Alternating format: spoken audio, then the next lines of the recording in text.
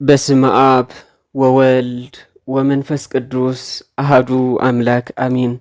سلام تخاتلتي منفساوي channel أبو نزب السميات أبزل لكم وخميان لكم እግዚአብሔር أملاخ بمحرتو نابزا ساعات نابزا علت زبصحنا زخبرن استمسገነን ይኹን ተበዲለ ክቡራት ሰማዕቲ ነዛ ቻነል ንሓደሽቲ እንተልይኹም ኣብዛ ቻነል ዝዝርግሑ መሃሪ ጽሑፋትና ንምርካብ ሳብስክራይብ ምግባር ኣይትረስዑ።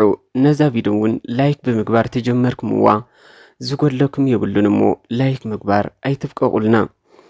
ተበዲለ ጸሓፍን ተራኸን ዲያቆን ሄርሞን ቴድሮስ ዳነይ ክሳዕ መጺኻ ብኣካል ንራኸብ ታዊኸየ ዘለኹ ኣይከማይን ራሂለይ ሓቂፈ ኣብ ኣፍ ልበያ ጸጊዐ ህርመት ልብኺ ልበይ ክትሰምዖ ኩሕላ ዓይንትኺ ዓይንተይ ክሪኦ ሰላማዊ እስትንፋስኪ ከም ጨና ተነስኒሱ ንኣካለይ ክፈሶ ልክዕ ከምታ መዕረፊ ወደብ ክደሊ ላዕልን ታሕትን ትብል መርከብ ኣነ ድማ ነታ ዕረፍቲ ነብሰይ ዝኾነት ራሂለይ ንምርካብ ኣዝየ የተሃንጥየ ዘለኹ። እወይ ዳነይ ኣገላልጻኻ መቐረት ዘለዎ ስምዕ እንዶ ራሂለይ ኣብየት ዳነይ ከመይ ዓይነት ሰበይቲ ኢኺ ክትኮንለይ ከምታ ድላይካ ሰብ እንዲ ብዙሕ ኣሎ ዘይክእሎ ግን ከምታ ትደልያ ሰበይቲ ንምዃን ብዝተኸኣለኒ መጠን ክፅዕር ከመይ ክኾነልካ ኢኻ ትደሊ እሞ ኣነ ደኣ ራሂለይ ቅድሚ ዝኣገረ እምንቲ ክትኮንለይ እየ ዝደሊ ገሽ ክትሓደርኪ ገዛ ክትሓደርኪ ልበይ ኣውዲቐ ዝቐስነላ ካብ ኣካለይ ወፃኢ ኣካል ካልእ ሰብኣይ ብፍጹም ትሕዝያ ዘይብላ እምንቲ በቃ እምንቲ ክትኮንለይ ይደሊ። ዳነይ ናተይ ኣጆኻ እዚኣስ ዝኽእለ እያ ክሳዕ ዕለተ ሞተይ ክእመነካ እየ ናይ ፍቕሪ ሰሓቕ ዝስሕቐሉ ኣብ ኣካለይ ክስልጥን ዝፈቕደሉ ዓጽሙ ዓጽመይ ኣካሉ ኣካለይ ንዝኾነ ኣዳም ጥራይ እየ ይኣምነለይ ራሂለይ ንዳነይ ጥራየ ትትብል ግን ደስ ምበለኒ ነሩ። ዳነይ ኣዳም ማለት እኮ ንስኻ ኢኻ ኣነ ድማ ሄዋን ማለት እዩ። ሄዋን ናይ ኣዳም ጥራያ ነራ ኣነ ድማ ናትካ ጥራየ ትፈልጥ ዶ ቃላትክ እኮ ካብ መዓርን ወለላን እዮም ዝሕረዩ።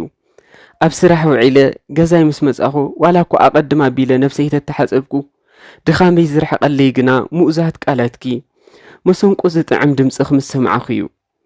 ራሂለይ ካልእይቲ ክትኮንለይ ዝደልያ ኸኣ ጸዋርያ ንኹሉ ኣብ ሓዳርና ዝገጥም በኣይ ይኹን ብስድራይ ንዝመጸኪ ፈተና ናተዓገስኪ ብተጻዋርነት ክትሓልፍየ እየ ዝደሊ። ኣጆኻ ዳነይ ንስኻ ብፍላይ ምሳይ እንትኾንካ ድምፅኻ ንድምፀይ ዝሕጉዞ ተኾይኑ ብተጻዋርነት ደው ዘይብልሉ ኣይክህሉን እዩ። ይኣምነለይ ራሂለይ እዘን ክልተ ንዓይ ክንድሽሐን ኣነ ኸንዓኺ ከመይ ዓይነት ሰብኣይ ክኾነልኪ ኢኽ ትደሊ? ኣነ ደኣ ዳነይ ቅድሚ ኩሉ ፍርሓት ኣምላኽ ዘለካ ክትኮነለይ እየ ዝደሊ ዘይትብድለኒ ገጸይ ተጸፊዕኻኒ እትነብዖ ዓይንኻ ምዃና ዝስምዓካ በቃ ፍርሓት ኣምላኽ ዘለካ ክትኮነለይ እየ ዝደሊ።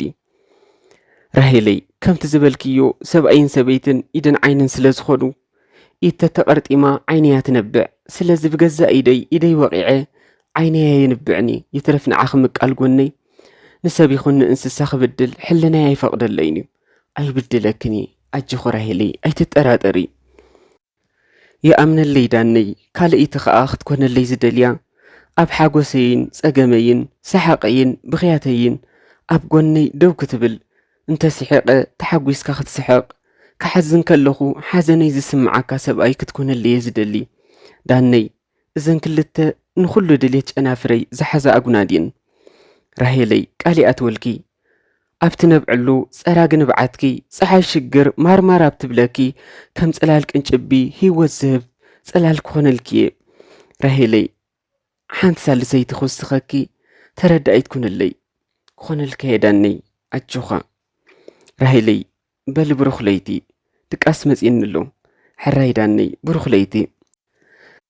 ራሄልን ዳንኤልን ደቂ ሓደ ከባቢ እዮም። ንዳንኤል ምስ ራሄል ከም ዝላለ ዝገበሮ ድማ ወዲ ዓዳ ንራሄል ጎይትኦም እዩ። ዳንኤል ድማ ንራሄል እናደወለ ከዕለላ ጀመረ። ዋላ እኳ መልክዓ ብዙሕ ዝርአ እንተዘይኮነ ልቦናኣ ትሕትናኣ ዕላማ ኣርዩ ግን ከይቀደምዎ ቀዲሙ ኣካሉ ክገብራ ባሃገ። ዳንኤል እውን ብዓይኒ ራሄል ጥዑም ፍርሓት ኣምላኽ ዘለዎ ጻዕራም ወስል ኮይኑ ስለ ዝተረኽበ ንናይ ሓዳር ሕትኡ ሃንጎፋ ኢላያ ተቐቢላቶ። ኣዲኣ ንራሄል ብሕማም ካብቲ ድነስ ዓመትን መንፈቕን ያገራ። ኣቦኣ ድማ ወዲ 45 ዓመት ብምዃኑ ኣብ ስራሕ ሃገር ብምህላው ብነፋሪት በሪሩ ጓልኾ መርዑ ስለ ዘይክእል ዳንኤል ነዲኡ ጥራይ ኣምፅኣ ነብኡ ዘትረፈ እውን ልክዕ ከም ናይ ኣቦ ራሄል ነበረ። ንዳንኤል ሓፍቱ ኣብ ኣዲስ ኣበባ ኣብቲ ሕፁይቱ ራሄል ዘላቶ ከተማ በዓሉ ዘኣልያ ፍትሓዊት ዝሽማ ኣላቶ። ዳንኤል ዓርቢ ወጋሕታ ዝኣተወ ኣዲኡ ድማ ቀዳም ንጉሆ ኣትያ። ዳንኤል ደኺመ ኸይበለ ንሰንበቱ ወላዲቱ ምስ ራሄልን ምስ ፍትሓዊትን ኮይኑ ተቐበላ። ራሄል ምስ ፈጣሪ ዘለዋ ቅርበት ከም ኣፍን ኣፍንጫን እዩ። ብዛዕባ ሓዳር ከተሓስብ ካብ ዝጀመረትሉ ግዜ ክሳዕ ምስ ዳንኤል ንመርዓ ዝወድኡ ኣምላኽ ኣቦይ ንዓኻ ዘየጉሂ ንዓይ እውን ኣየጉህንን እሞ ንዓኻ ዘሐጉስ ሰብ ኣይፍጠረለይ ለባም ኣብ ቃል ኪዳኑ ዝጸንዕ ኣዳም ፍጠረለይ ናበለት እያ ትጽሊ ነራ። ብዳንኤል ድማ ሕጉስትያ። ንዳንኤል ከዓ ምእንቲ ሓዳርና ክጸንዕ ብቅዱስ ቁርባን ንምርዖ በለቶ። ዳንኤል እውን ካብ መንገዲ እግዚኣብሔር ዘይረሓቐ ሰብ ኮይኑ ስለ ዝጸንሐ ሕራይነቱ ብሓጎስ ይገሊጽላ። ክልቲኦም ደናግል ብምዃኖም ብተኽሊል ብስጋ ወደሙ ቃል ኪዳን ኣሰሩ። መርዖኦም ድማ ብመዝሙር ስም ኣምላኽ እናጸውዐ ኸሓለፈ። ዓብዪ ገዛ ንኹሎም ዝኣክል ኣብ ውሽጡ ክሳብ 3 ክላሳት ዝሓቖፈ ኣብ ሳሪስ ተኻርዩ። ሰንበቱ ንናበረቐ ስድራኣ ንራሄል ጽቡቕ ገረያ ትፈልጦም። ሰንበቱ ምስ ፍትሓዊት ጓላ ኣብቲ ዕለተ መርዓ ሕጉሳት ክመስለየን ፍሽኽ ዝብላ ነረን እምበር ኣይ ከም ተኣደ ኣብ መርዓ ውሉዳ ትሕጐሶ ታቦቱ ሕጉስቲ ነበረትን። ዳንኤልን ራሄልን ግን ደስ ኢልዎም ይውዕሉ። መርዑኦም ናይ ቀትሪ ይነሩ። ሰዓቶም ምስ ኣኸለ ድማ ብማኪና ካብ መክሲኮ ናብቲ ዝሓዝዎ ገዛ ናብ ሳሪስ መፁ። ራሄል ኣዝያ ጎራሕ ብምንባራ ንሓማታ ኣንቢባታ ነራ። ራሄል ነታ ትሕዝቶኣ ሒዛ ክትበጽሓ ዝመጸት መሓዛኣ ካብ ካንሸሎ ኣውፅእ ከተብላ ተታሒዘን ምስ ወፃ ዳንኤል ሰንቦትየይ እናበለ ናብ ክሽና ኣተወ። ፍትሓዊት ኣብ መደቀሲኣ እያ ዘላ በለቶ። እንታይ ደኣ ትገብር ኢሉ ነታ ኣዲኡ ትድቅሰሉ ገዛ ኸሓኹሖ እቶ በለቶ ሰንበቱ። ዳንኤል ከፊቱ ኣተወ። ሰንበቱ ብጎቦ ኾይና ጸንሐቶ። ኣብ ሳልስቲ መርዖኦሚ ድማ ይሄ ሰንቦትየይ እንታይ ደኣ ኾንኪ ኣብ መንበር ኮፍ እናበለ ሓተታ። ደሓኒ በለቶ። ሰንቦትየይ ገለስ ኮይንክለኺ ንገርኒ። ሰንበቱ ኣዒንታ ናብ ምድሪ ነቑይታ ስቕበለት። ሰንቦትየይ ክትነግርኒ እኮ ጽበየክ ዘለኹ እንድዒ እዛ ምርዓ ደስ ኣይበለትንን ዘላ በለቶ። ይሄ ዳንኤል ሰንበደ እንታይ ገራድያ ድማ በላ። እዋ ሎሚ ተዘይገበረ ጽባሕ ትገብር እንታይ በላ ዳንኤል ዓይና እናረኣየ። እታ ዓባያ ትገብሮ በለቶ። ዓባያ እንታይ ድያ ትገብር ካብ ኣየድሕንካ እንታይ ከዘይ ትገብር ንሳዳ። ሰንቦትየይ እንታይ ትገብር ልክዕ ከምሰይተበይ ዓንደ በለቶ። እዋ ዓባያ ንራሄል ከምኡ ትገብር ኣላታ ወረገይ መንደፍያ ኣነ ኸኣዛ ቆልዓ ይህሞ ራሄለይ ኮለፋ እንድዒ በለቶ። ዓይንታ ሽውርር እናበለት ኣደዲ ኣድያስ ኣደቡ ኣያታ ከምኡ ትገብር ነዲ ኣዲኣ እምበር ኣዲኣ ግን ከምኡ ትገብርኒ ሓቀይ ኢሉ ሓተታ። እዋ ክሳብ ሕጅስ ናይ ኣዲኣ ይሰማዕናን ዘለና ዓባያ ግን ሰብ ዘሰክሐት እያ ነራ።